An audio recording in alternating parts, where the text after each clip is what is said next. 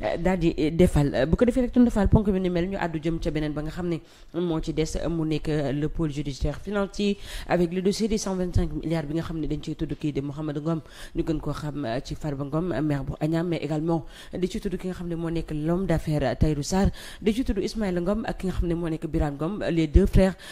du maire de Agnam Farba Ngom bu ko defee rek tonton Fall dañu xam ne woon ne ki nga xam ne moo nekk le parquet financier dafa daal di ordonné woon ñu daal di def la nga xam ne moo nekk ak perquisition ci la nga xam ne moo nekk les sociétés comme SCP ABA ak li nga xam ne moo nekk SCP Dewro mu nekk des entreprises yoo xam ne diggante kii di Farba Ngom ak diggante ki nga xam ne moo nekk Tahirou Sarr ci ñoom ñooñee ñoo ko daal di seq ginnaaw nag tonton Fall benn ci adresse yi bu nekk ca Derklé donc ñu gis fa société bi nga xam ne moom la ñuy woowee Canton Investissement ak li nga xam ne Sassou donc ñu daal di koy enregistré sur le nom de Ismaïla Ngom ñu daal di fàttali que ne Ismaïla Ngom moo nekk le frère de Mouhamadou Ngom Farba donc ci ginnaaw bi ñu sukkandikoo ci li nga xam ne moom la enquête yi daal di xamle nee nañ entreprise boobu existé wul ba tey ci kàddu enquêteurs yi ñu continuer waat ci li nga xam ne moo nekk donc beneen adresse donc mu nekk société Méga plus Charles ñu daal di koy cité ci li nga xam ne moo nekk rapport bi boobu également ci ginnaaw enquêteurs yi ñu ne amul tonton Fall li nga xam ne moo nekk entreprise bi ni mel nekk ci rue Félix Houphouët-Boigny donc ñu daal di xam ne tonton Fall daan entreprise yooyu nga xam ne yëpp daal dinañ koy cité mën nañoo jàpp ne entreprise fictive la ginnaaw bu ñu sukkandikoo ci li nga xam ne tey jii moo nekk li enquêteurs yi daal di xamle alors selon yow tonton Fall lan nga xalaat ne exactement moo nekk ci li nga xam ne moom la enquêteurs yi xamle wala lan nga ci gis. entreprise mu ta nekk une entreprise fictive. maanaam. ndax am na registre de commerce am na NINEA dañ ko domicilié wul daa amul adresse dañ ko domicilié wul mais état mënut a fay Farba Ngom laal loolu suñ ko defee c'est extrêmement grave.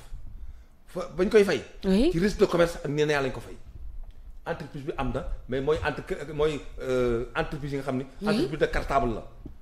dañ ko domicilier ci cartable fooy dem ànd ak moom. amuñu secrétaire amuñu dara li am ñoo ko lijjanti seen bopp seen portable liggéeyatu ko ñu fay leen. maanaam kon ay adresse yu baaxul lañ joxe. dama ni entreprise bi am na ndax am na registre de commerce. am na NINEA am na CRITIS bu ko amul duñ ko fay waaye dañ ko domicilier wu dafa amul domicile. entreprise fu muy nekk ci cartable lay nekk dossier yëpp ci cartable la fu muy cartable ci otoom lay nekk fu muy dem da ko yóbbaale te entreprise dañ ko war a domicilier mais mënut a fictif parce que bu fictif rek kon finance amatul Sénégal rien de réglementaire bu fekkee loolu am na. d'accord parce que d'abord entreprise am na NINEA am na registre de commerce.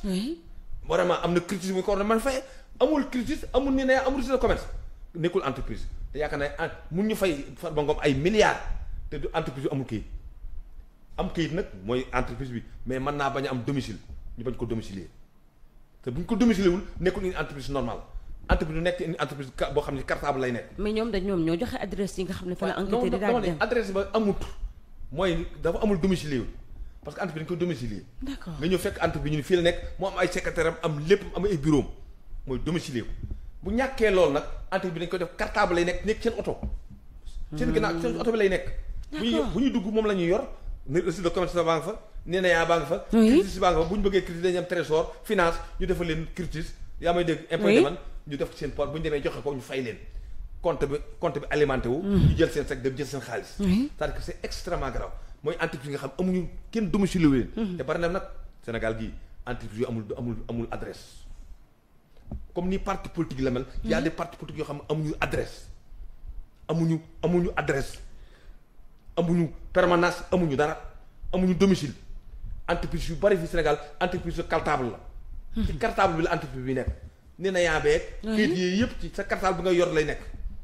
maanaam daal foo jëm yóbbaale ko tampon beeg yëpp fi lay nekk. entreprise boobu la waaj am mais entreprise moom la am na du fictif. parce que mun ñu koo fay te amul ni nayaa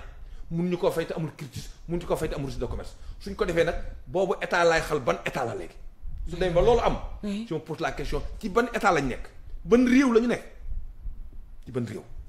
bu fekkee li mujj wax nii ne entreprise bi amul ba pare ñu leen di fay xaalis ay milliards je me pose la question fan ban réew la ñu nekk. kon problème am na. dama ci ban réew la ñu nekk rek y a plus de Sénégal y a plus de Sénégal administration amatul dara amatul ci Sénégal bu fekkee mën nañu permettre Farba Ngom oui muy dem am entreprise yoo xam ni amul tur amul sant amul dara amul kayit bu ko turee yaa may dégg am entreprise boo xam ne bii amul kayit amul dara amul nenea amul numéro amul dara xanaa xamul ne ba ñoo mën a ubbi compte bi sax bu fekkee entreprise la dañ ngay joxe sa nenea joxe sa carte d'identité joxe sa registre de commerce joxe sa adresse ñu ubbi compte bi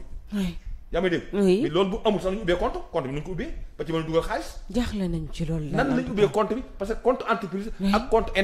compte courant bokkul compte individuel bokkul man Abdoulaye Fall Mao mën na ubbi sama compte boo xam ne sama carte ma ubbi sama compte bien sûr mais sama entreprise dafa am compte boppam yaa may dégg parce que sa ngi bind duñ ko bind sama tur entreprise lañu koy bind kon entreprise bi am na mais mën naa ñàkk kii nu mu tudd mën naa ñàkk adresse dañ ko domicilié wul c'est une faute d'accord c'est une faute parce que entreprise dañ ko war di corriger dañ ko war di contrôler su ñëwee di ko contrôler xamuñu fu ñu lay fekk boo leen ñu mel noonu boo leen woo dañ daw ñu fekk sa bureau indi kayit yëpp wan la que entreprise yooyu am na saa boo leen convoqué dañuy jël seen cartable daw gaar sa oto génn cartable ñëw fekk sa bureau génn kayit yëpp wan la d'accord ni la kayit yaa ngi nii entreprise boobu du entreprise fictive mais dañ ko domicilié wu te boo ko domicilié rek fat la moom nga tuddee entreprise cartable waaw moom mooy foo jëm yóbbaale ko waaw mais loolu kon te defal délit bu rëy la bari na fi les entreprises yoo xam ne ay entreprises domiciliées par des cartables bari na fi d'accord seen oto lañ ko jël yor seen cartable nii dem ak seen casier yépp ci oto bi lay nekk oto bi mooy seen bureau bari na fi yooyu yi ci la bokk mais bu ñëwee fictif moom man Fall Mao jusqu'à preuve du contraire bu fekkee fictif la ñi ko fay xaaj bi war leen jàpp xaaj warul génn parce que on peut pas payer une entreprise fictive c'est pas possible ndax entreprise ba ñu ko fay dina am NINEA dina am registre de commerce dina am cultus nan la amul registre de commerce amul NINEA ñu koy fay nan la amul compte ñu koy fay te entreprise bu fictive du am compte ndax compte bi buñ koy ubbi dañ la laaj sa NINEA dama ne laaj sa registre de commerce vous avez compris laaj sa carte d'identité laaj la beneen certification boo xam ne day nekk domicilié la day nekk ndox wala courant wala nga am certificat de résidence pour que ñu laaj certificat de résidence am na ñoo xam ne dañuy dem ba laaj la contrat de location ci banque bi waaw yow boo amul yooyu yëpp nag du nooy fayee ko salaire nan la ñuy def ba lay fayee ba lay fay ba lay defal virement kon Farba day dem ba du nekk responsable état mooy responsable waaw ci ministre des finances ba ci suuf dañoo leen di war a jàpp en tout cas il y a trop de mystère ci li nga xam ne moo nekk ce dossier des 125 milliards parce que aussi bu fekkee ne on a donné des adresses précises ne ñoom dañ fa am li nga xam ne moo nekk donc ces entreprises par exemple Tonton Fall ci li nga xam ne moo nekk SCP Dóoru bi ñuy mel donc fa ñu wax ne exactement fa la entreprise bi nga xam ne kii di Farba Ngom moo ko moom wala soit Tahirou Sarr bañ demee lii di bâtiment ambassade bu États-Unis moom la ñu fekk moo logé ca barab bi ni mel. loolu moo dama ne ni ko domicile wul. maanaam adresse daal lañ ko joxoon mais entreprise bi am na. moom laa la wax entreprise bi am na ba amul duñ ko mën a fay dañ ko domicile wul. entreprise cartable la kon bi cartable la entreprise cartable la soo demoon tey ci oto Farba Ngom ak cartable la ñu gis entreprise bi. lu doy waar waaw lu doy waar la. lu extrêmement grave la te de moom dong nag bari na ci Sénégal yi entreprise yoo xam ne amuñu bureau amuñu secrétaire amuñu dara. seen portable la ñu yor. seen ordinateur la ñu yor lu ñuy def ci ko wala ñu dem ci cyber marché yi cyber café yi tirer dossier bi tamponné ko joxe ko y en a trop d'accord kenn amu ci bureau kenn te nag entreprise dañ ko war a def dañ ko contrôler dem xooli entreprise bi noo contrôler loo gis loo xamul loo contrôler loo xamul moo tax man li may wax dama ko gëm l'administration sénégalaise en retard de 40 ans on est en retard parce que lii xam ni mu def benn entreprise domiciliaire ci cartable am di dem lu muy def tampon yaag cachet yaag numéro taxe yëpp ma ngi ca biir cartable am lu mu bëgg foofu la koy defee dama ne entreprise boobu légalul mais du entreprise fictive am na kay mais dañ ko domicilié wul dañ ko domicilié ci cartable lañ ko domicilié oui donc la dernière question Tonton Fall mu jëm ci li nga xam ne moom lañ jagleel wàllum wér-gu-yaram mu nekk le ministère de la santé te kii di Ibrahima Sy le ministre Ibrahima Sy daal di jiite bopp bi ni mel coow li daal di ciy bëri loolu Tonton Fall entre li nga xam ne moo nekk le décret présidentiel ak lii di arrêté ministériel ginnaaw nag moom fu fee nga xam ne